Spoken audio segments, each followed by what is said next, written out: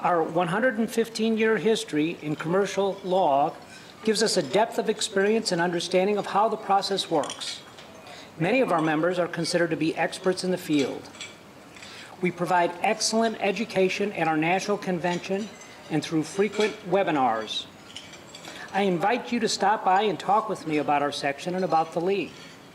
Participating with our organization provides a great opportunity for both personal and professional growth. We are offering a discounted fee for our membership application for NCBJ conference attendees.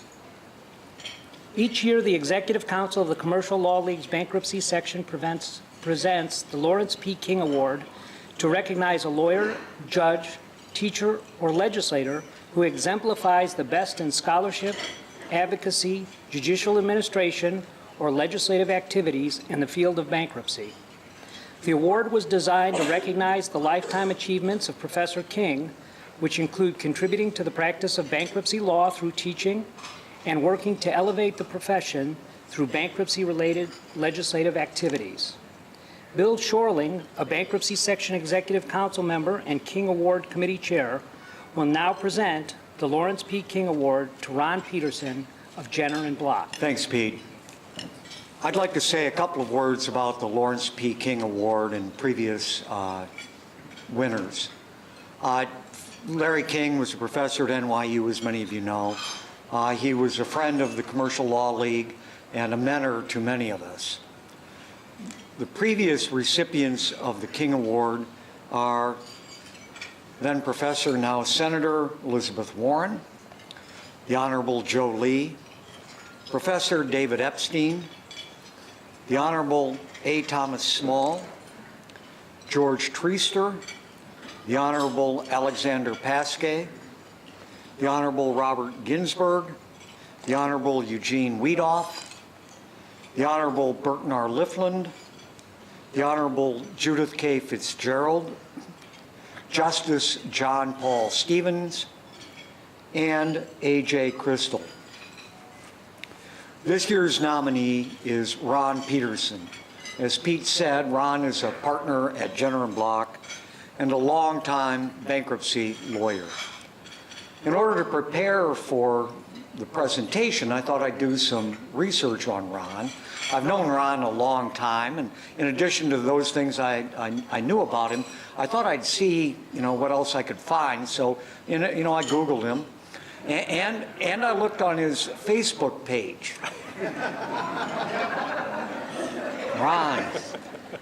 Ron's ribbon on his name tag is appropriate. Ron's legal career, as I said, he's had a long career at Jenner & Block, 40 years.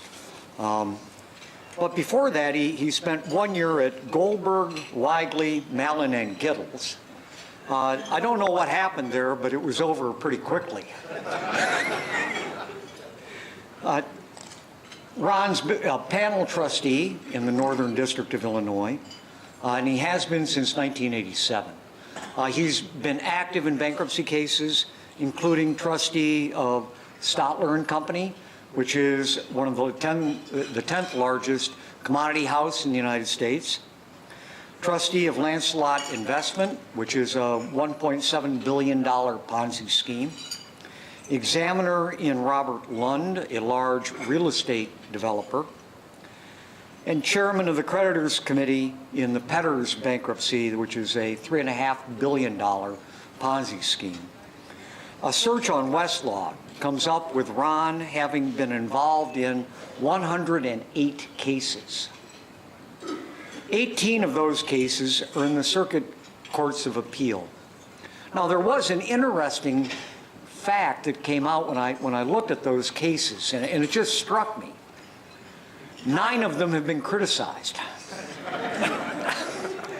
Ron, maybe in your remarks you could enlighten us as to whether those are the ones you won or lost.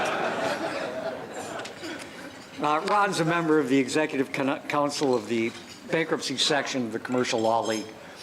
He's been a friend of the Commercial Law League and has done a lot for the Commercial Law League over the years. He's a director of the National Association of Bankruptcy Trustees, a member of the Subcommittee on Criminal Forfeiture and Bankruptcy of the American Bar Association Business Law Section. That subcommittee consists of leading practitioners, professors, and governmental lawyers on the government and bankruptcy side of cases involving criminal forfeiture issues, which has really become a hot topic with the Ponzi schemes and the issue as to whether assets forfeited are going to be administered in the bankruptcy case or under the DOJ's forfeiture program.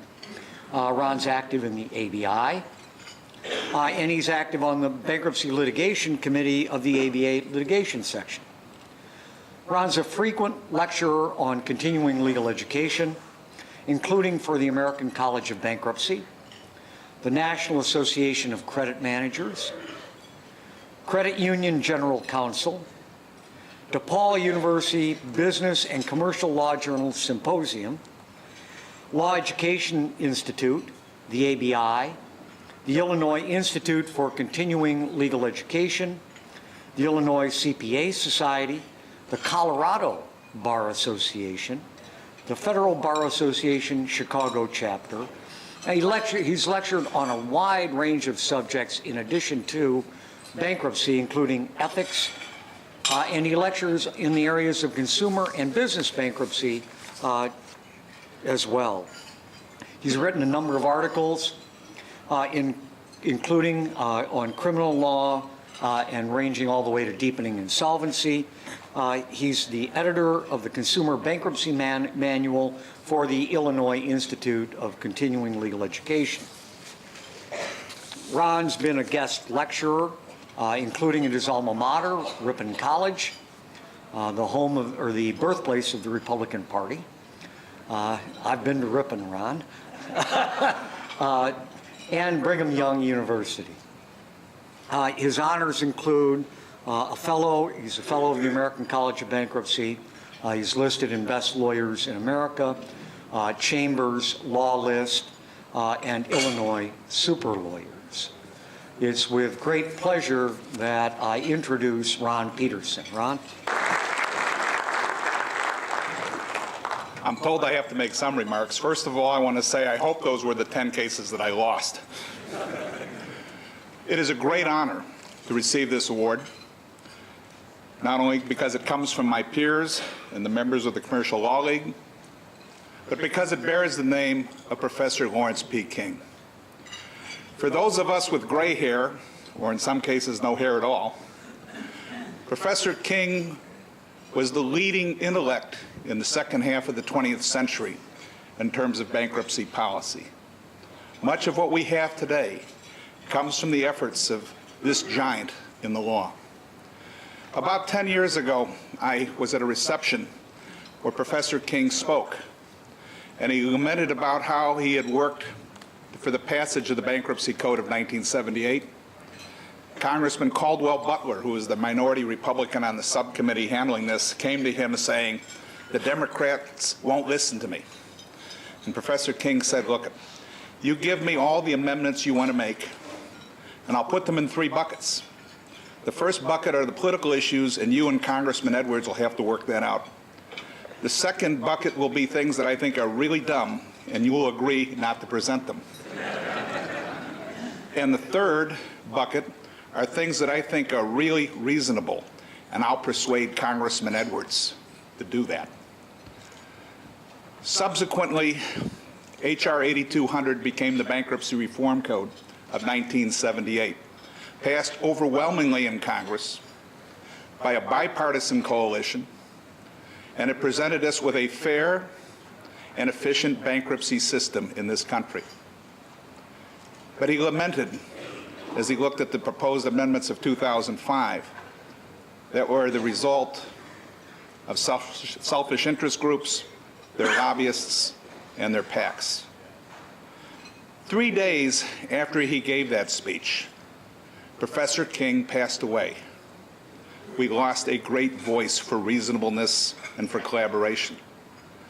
But we as the League, the oldest insolvency organization in this country, should stand highly resolved that through our collaborative efforts, Professor King's dream of an efficient and fair bankruptcy code should exist in this country through the work we do in the courts, through the work we do with Congress. That we may be highly resolved that the bankruptcy system will be the best in the world and measure upon which others will be judged. And if we can do that, then this award will mean more to me than you can possibly imagine. In closing, I'd like to thank the members of the League, my peers, for this great honor. I'd like to thank my present and former associates for writing those outlines, articles, book chapters during their copious free time. I'd like to thank the members of my family who put up with me. And I want to thank my beautiful bride. Yesterday was our 37th anniversary, and she let me come down and stay with you guys. Thank you very much, and God bless.